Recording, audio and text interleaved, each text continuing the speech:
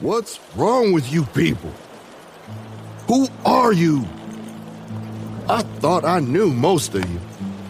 I've cared for the ills and injuries in our town for going on 2 decades. But this disease I see here before me now, is something I thought I'd never have to deal with again.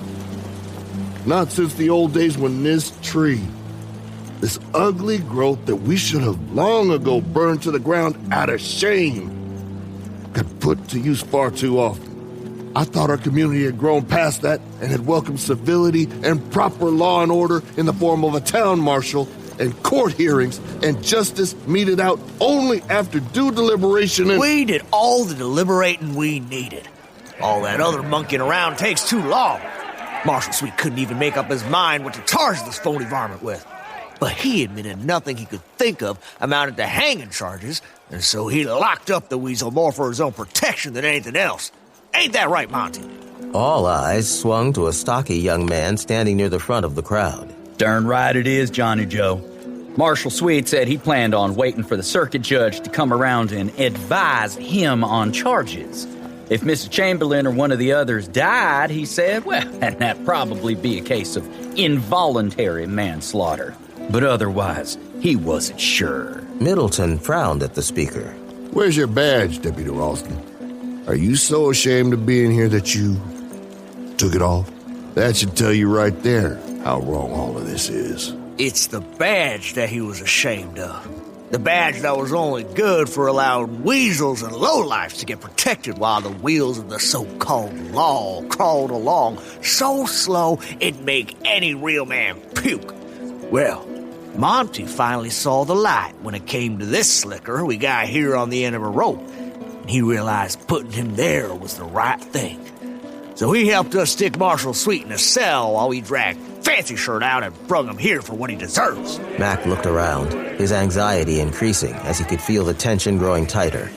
He wished Roman would show up with this Marshal Sweet everybody was talking about, but so far there was no sign of them. Doc Middleton fixed his gaze on Hiram Chamberlain. You may be the only one who can stop this before it gets totally out of hand.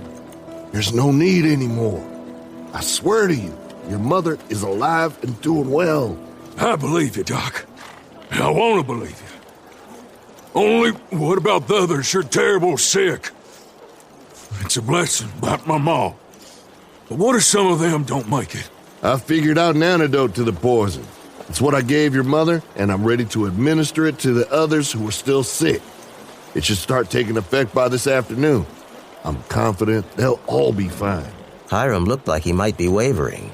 The two brothers, Johnny Joe and Billy Bob, didn't like that look. Don't let him get to you.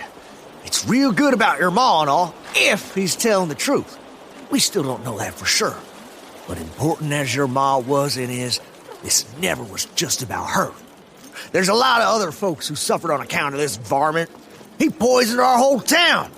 And even the doc admits some of those others ain't all the way out of danger yet. And for all that, even if somebody does die, all the marshal, the law, is gonna do is call it involuntary manslaughter.